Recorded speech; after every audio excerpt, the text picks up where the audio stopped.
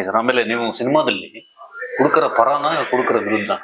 ಇಲ್ಲ, ನಾನು ಕುಡುಕರ ಪರ ಅಥವಾ ವಿರುದ್ಧ ಅಂತಿಲ್ಲ. ಕುಡಿಯೋದು ಕುಡಿಯಿರಿ, ಆದ್ರೆ ಇನ್ನೊಬ್ರಿಗೆ ತೊಂದರೆ ಆಗೋಷ್ಟು ಕುಡಿಬೇಡಿ ಅಂತ ಹೇಳ್ತೀನಿ ಅಷ್ಟೇ. ಸಿನಿಮಾದಲ್ಲಿ ಅದನ್ನೇ ಇಲ್ಲ, ಸಿನಿಮಾದಲ್ಲಿ ಅದ್ರ ಬಗ್ಗೆ ವ್ಯಾಖ್ಯಾನನೇ ಬರೋದಿಲ್ಲ. We don't encourage drinking. Suppose ನೀವು ಸಿನಿಮಾ ನೋಡ್ತಾ ಇದ್ರೆ ಆ ಕೆಳಗಡೆ ಒಂದು ಸ್ಕ್ರೋಲ್ ಹೋಗುತ್ತೆ, smoking and drinking is injurious to health ಅಂತ ಬರುತ್ತೆ. ನಾನು ಹೇಳಿದೀನಿ, ಕುಡಿದೇ ಇದ್ರೆ ಬಹಳ ಒಳ್ಳೇದೇ. I don't propagate the idea of drinking. ಯಾಕೆಂದ್ರೆ ಇವತ್ತು ನಾನು ಒಬ್ಬ ಸೋಷಿಯಲ್ ಅವೇರ್ನೆಸ್ ಇರುವಂತ ಒಬ್ಬ ಕ್ಯಾರೆಕ್ಟರ್ ಆಗಿ ಹೇಳ್ತೀನಿ.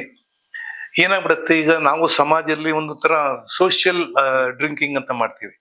ಏನೋ ಒಂದ್ ಪೆಗ್ಗು 2 ಪೆಗ್ಗು ಅಂತ ಕೂತ್ಕೊಂಡು ಏನೋ ತಗೊಂಡು ಮಾಡ್ತೀವಿ. ಅಲ್ಲಿ ಮಟ್ಟಿಗಿದ್ರೆ ಅದು ಓಕೆ. ಅದು ಏನಾಗುತ್ತೆ, ಬಹಳ ಅದಕ್ಕೆ ಬೇಕಾಗಿರೋದು ಸಹನೆ ಮತ್ತೆ ತಾಳ್ಮೆ ಮತ್ತೆ ಕಂಟೆಂಟ್ಮೆಂಟ್. ಸಾಕು ಅನ್ನೋಕ್ ಬೇಕು. ಅದಕ್ಕೆ ಹೇಳೋದು, ಸಾಕು ಅಂತ ಹೇಳೋದು ಬಹಳ ಕಷ್ಟ, ಬೇಕು ಅನ್ನೋದಕ್ಕೆ ಬೇಕಾದ ಜನ ಇದ್ದಾರೆ. ಸೊ ಹಾಗಾಗಿ ಇದೇನ್ ನಮ್ಮ ಒಂದು ಈ ಒಂದು ಇದಕ್ಕೆಲ್ಲ ಹ್ಯಾಬಿಟ್ ಏನ್ ಕರಿತೀವಿ, it is not A good habit.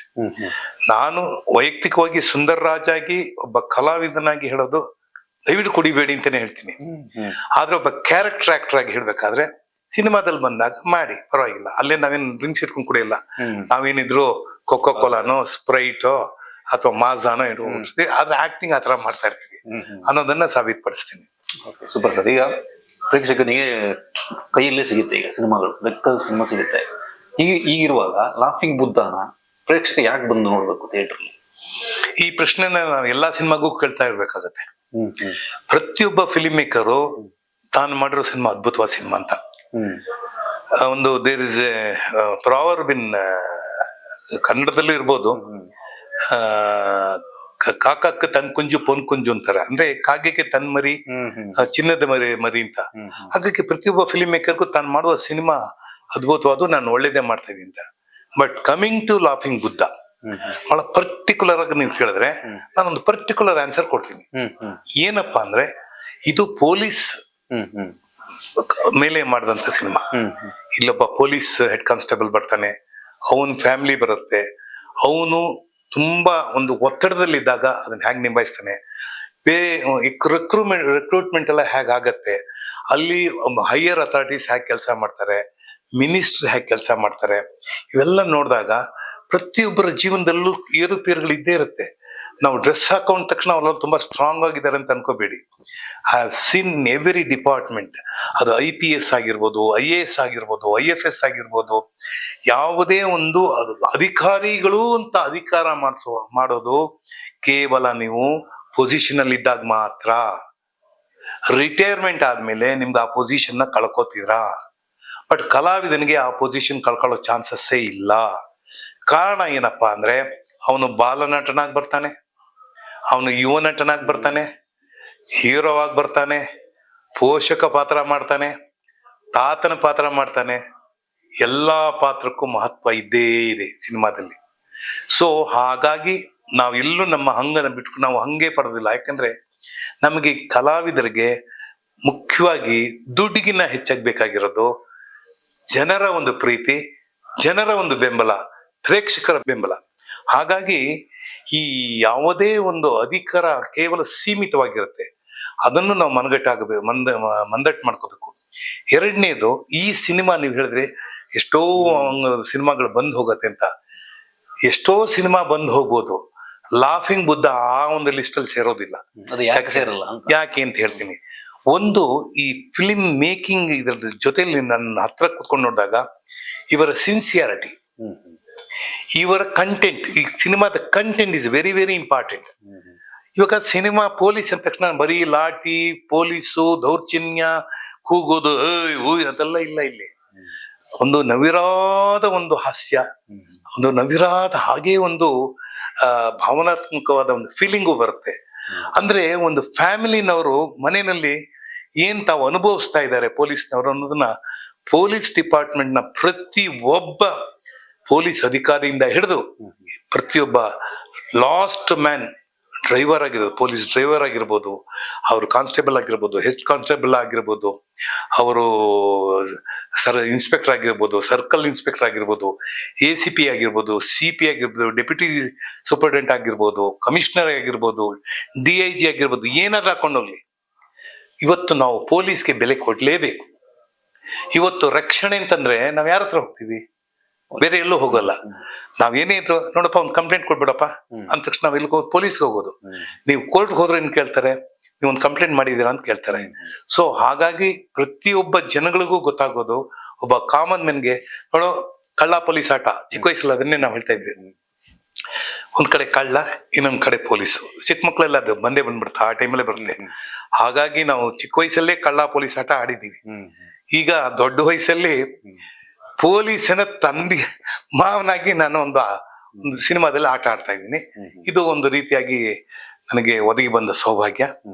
ಆಮೇಲೆ ನೀವು ಕೇಳಿದ್ರಿ ಇದು ಯಾಕೆ 101 ಸಿನಿಮಾ ಬಂದಾಗ್ಲೂ ಇದಾಗತ್ತೆ ಅನ್ನೋಕ್ಕೆ ಮುಖ್ಯವಾಗಿ ರಿಷಬ್ ಶೆಟ್ಟಿ ಒಬ್ಬ ಕನ್ಸರ್ನ್. ಅವರು ಹಿಂದೆ ಮಾಡಿ ಸಿನಿಮಾಗಳೆಲ್ಲ ನೋಡ್ಕೊಂಡ್ ಬನ್ನಿ, ಯಾವುದೇ ಆಗಿರ್ಬೋದು. ಇವಾಗ ಒಂದು ಪ್ರಾಥಮಿಕ ಸರ್ಕಾರಿ ಶಾಲೆ ಅಂತ ಮಾಡಿ how to improve the schools. ಯಾಕಂದ್ರೆ ನಿಮ್ಮ ವಿದ್ಯೆ ಶುರು ಆಗೋದೇ ಪ್ರಾಥಮಿಕ.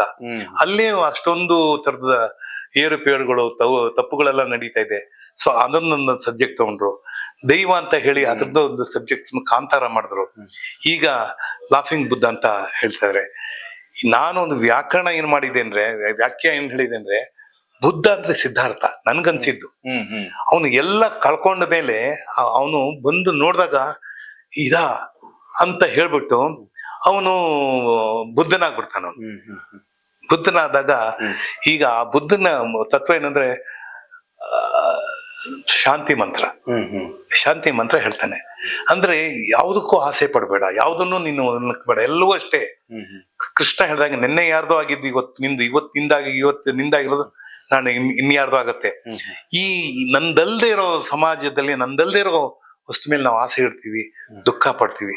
ಸೊ ಇದೆಲ್ಲವನ್ನು ಮೀರಿ ನಾವು ಬೆಳಿಬೇಕು ಅಂತ ಹೇಳಿ ಒಂದು ಏನು ಬುದ್ಧ ಹೇಳ್ದ, ಅವನಿಗೆ ಒಂದು ಅಡಿಕ್ಟಿವ್, ಒಂದು ಅಬ್ಜೆಕ್ಟಿವ್ ಕೊಟ್ಟು ಲಾಫಿಂಗ್ ಬುದ್ಧ ಅಂತ ಮಾಡಿದೆ. ಇವತ್ತು ನಿಮ್ಗೆ ನೋಡಿರ್ಬೋದು ಮನೆಗಳಲ್ಲೆಲ್ಲ ಒಂದು ಬುದ್ಧನ ಒಂದು ಮುಖವನ್ನಿಟ್ಟು ದೊಡ್ಡ ಚೀಲ ಇರುತ್ತೆ, ಅದು ಅದೃಷ್ಟದ ಚೀಲ ಅಂತ ಹೇಳಿ. ಅದೃಷ್ಟದ ಚೀಲ ಹಣ ಇರುತ್ತೆ ಅಂತಾರೆ. ಅದ್ರಲ್ಲಿ ಹಣ ಮಾತ್ರ ಅಂತಲ್ಲ, ಆನೆ ಅಂದ್ರೆ ಆರೋಗ್ಯ ಮತ್ತು ನೇ ಅಂದ್ರೆ ನೆಮ್ಮದಿ. ಏನ್ ಈ ಎರಡು ಮನುಷ್ಯನಿಗೆ ಮುಖ್ಯ ಅನ್ನೋದನ್ನ ಈ ಸಿನಿಮಾದಲ್ಲಿ ತೋರಿಸ್ಕೊಡುತ್ತೆ. ಹಾಗಾಗಿ ನನಗೆ ಲಾಫಿಂಗ್ ಬುದ್ಧ ಇಷ್ಟ ಆಗತ್ತೆ. ಯಾಕಂದ್ರೆ ಯಾವುದೇ ಒಂದು ಸಂತೃಪ್ತಿಯಾದ ಒಂದು ಕುಟುಂಬಕ್ಕೆ ಬೇಕಾಗಿರೋದು ಆರೋಗ್ಯ ಮತ್ತು ನೆಮ್ಮದಿ. ಮತ್ತೆ ಜೊತೆಗೆ ಹಣ ಬೇಕು, ಕೀರ್ತಿ ಬೇಕು, ಅದು ಬರುತ್ತೆ. ಬಟ್ ಇವೆರಡನ್ನು ನೀವು ನೋಡ್ಕೊಂಡ್ರೆ ಅದು ಹಿಂದೆನೆ ಫಾಲೋ ಮಾಡ್ಕೊಂಡ್ ಬರುತ್ತೆ ಅನ್ನೋದನ್ನ ಕೂಡ ಈ ಒಂದರಲ್ಲಿ ಸೇರಿಸ್ಬೋದು. ಮುಖ್ಯವಾಗಿ ನನಗೆ ಈ ಸಿನಿಮಾದಲ್ಲಿ ಮೇನ್ ಪಾರ್ಟ್ ಮಾಡಿರುವಂತ ಪ್ರಮೋದ್ ಶೆಟ್ಟಿ ಏನಿದ್ದಾರೆ, ಅವರು ರಂಗಭೂಮಿಯಿಂದ ಬಂದಂತ ಕಲಾವಿದ. ಹಾಗಾಗಿ ತೇಜು ಕೂಡ ಅವ್ರ ತಂದೆ ಪ್ರಕಾಶ್ ಬೆಳವಾಡಿ ಮತ್ತೆ ಅವ್ರ ತಂದೆ ನಾಣಿ ಅಂತ ಕರೀತಾ ಇದ್ದೀವಿ, ಮೇಕಪ್ ನಾಣಿ ಅಂತ, ಭಾರ್ಗವಿ ನಾರಾಯಣ್, ಅವರು ಕೂಡ ಅವರ ಮೊಮ್ಮಗಳು ಬಂದಿದ್ದಾಳೆ, ಮಾಡ್ತಾ ಇದ್ದಾಳೆ ತೇಜು. ತುಂಬಾ ಖುಷಿ ಆಗತ್ತೆ.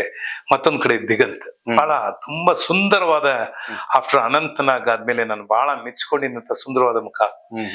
ಪಾಪ ಅನಿರೀಕ್ಷಿತವಾಗಿ ಅವ್ರಿಗೆ ಒಂದು ಕಣ್ಣು ಆಕ್ಸಿಡೆಂಟ್ ಆಗಿ ದಂದ ಅದು ಇದಾಯ್ತು. ಅವರು ಕೂಡ ತುಂಬಾ ಚೆನ್ನಾಗಿ ಅಭಿನಯಿಸಿದ್ದಾರೆ.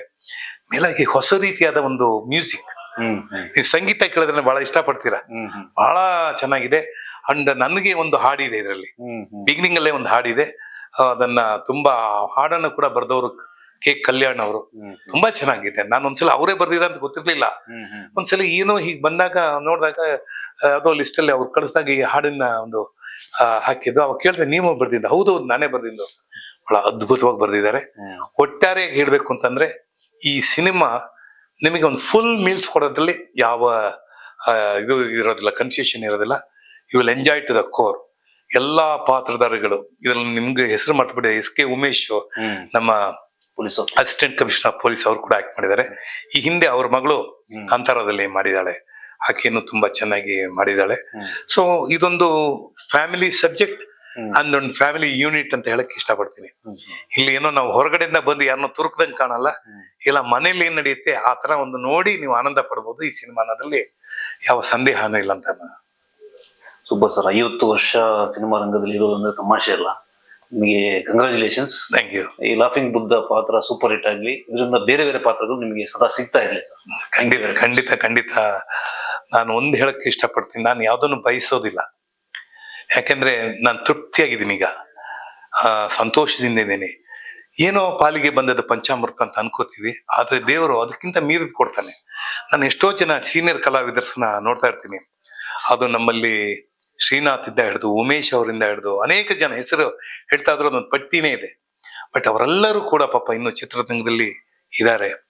ನಾನು ಕೇಳ್ಕೊಳ್ಳೋದಷ್ಟೇ, ಸಿನಿಮಾ ರಂಗದ ರಿಷಬ್ ಶೆಟ್ಟಿ ಅವರ ಮತ್ತೆ ಆ ತಂಡದ ಜೊತೆಗೆ ಮತ್ತೆ ಸಿನಿಮಾ ಮಾಡೋರ್ಗೆ ಕನಿಷ್ಠ ಪಕ್ಷ ನಿಮ್ಮ ಸಿನಿಮಾಗಳಲ್ಲಿ ಒಬ್ಬ ಸೀನಿಯರ್ ಆಕ್ಟರ್ನ ಹಾಕೊಳ್ಳಿ. ಅವ್ರಿಗೆ ಒಂದು ಪೆನ್ಷನ್ ಬಂದಂಗಿರುತ್ತೆ. ಒಂದು ಅವ್ರೇನು ಬೇರೆ ಕಡೆ ಹೋಗಿ ಏನು ಮಾಡ್ಬೇಕಾಗಿಲ್ಲ. ಒಂದು ಸಿನಿಮಾ ಒಬ್ಬ ಆಕ್ಟರ್ಗೆ ಅಂಥದ್ದು 100 ಸಿನಿಮಾ ಆದಾಗ ಇಲ್ಲಿ ನಮ್ಮಲ್ಲಿ ಇರೋದೇ ಪೋಷಕ ಕಲಾವಿದರು 20 ಜನ. ಸೊ ವರ್ಷಕ್ಕೆ ಒಬ್ಬನಿಗೆ 2-3 ಸಿನಿಮಾ ಸಿಕ್ಕಿದ್ರು ಅವ್ರ ಲೈಫ್ ಬಹಳ ಚೆನ್ನಾಗತ್ತೆ.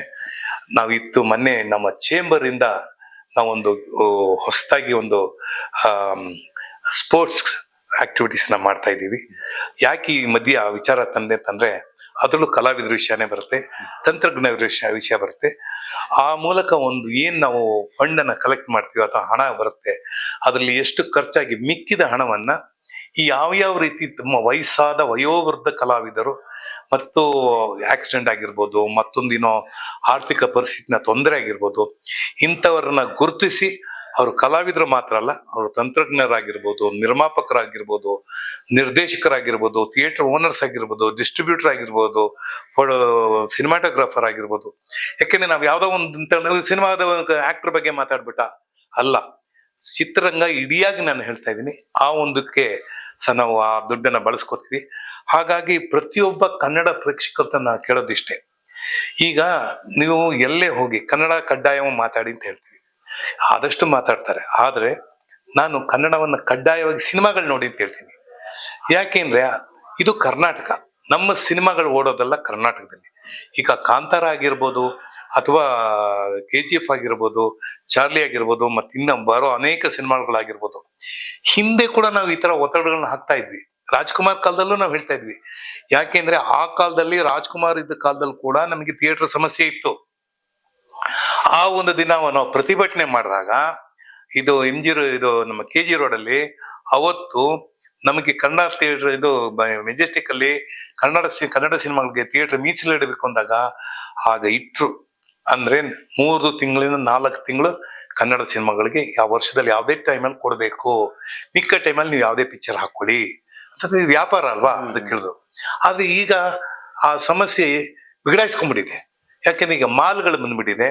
ಮಾಲ್ಗಳ ಮೂಲಕ ಬೇರೆ ಬೇರೆ ರಾಜ್ಯದ ಬೇರೆ ಬೇರೆ ಭಾಷೆಗಳ ಸಿನಿಮಾಗಳು ಓಡ್ತಾ ಇದೆ. ನನ್ನ ಒಂದು ಕೋರಿಕೆ, ಆ ಸಿನಿಮಾಗಳು ಬರಬಾರ್ದು ಅಂತಲ್ಲ, ನೀವು ಮೊದಲು ಮನೆಯವ್ರನ್ನ ರಕ್ಷಿಸಿ, ಆಮೇಲೆ ಹೊರಗಡೆಯವ್ರನ್ನ ರಕ್ಷಿಸಿ. ಅತಿಥಿ ದೇವೋ ಓಕೆ, ಎಲ್ಲಿವರೆಗೂ ಓಕೆ ಅಂತಂದ್ರೆ ಅವ್ರು ನಮ್ಮನ್ನ ಕತ್ತಿಡಿದೇ ಇರೋವರೆಗೂ ಓಕೆ. ನಮ್ಮ ಪ್ರಾಣ ಹಿಂದಕ್ಕೆ ಬರೋ ಬೇಡ ಅಂತ ಹೇಳಿ ಈ ಒಂದು ಸಂದರ್ಭದಲ್ಲಿ ಚಿತ್ತಾರ ಒಂದು ಚಾನಲ್ ಮೂಲಕ ಕೇಳ್ಕೊತೀನಿ. ಬಹುಶಃ ಒಳ್ಳೆ ಸಿನಿಮಾ ಮಾಡಿದಾಗ ಅವ್ರಿಗೇನಂತಂದ್ರೆ ಒಳ್ಳೆ ಥಿಯೇಟರ್ ರಿಲೀಸ್ ಮಾಡ್ಬೇಕು.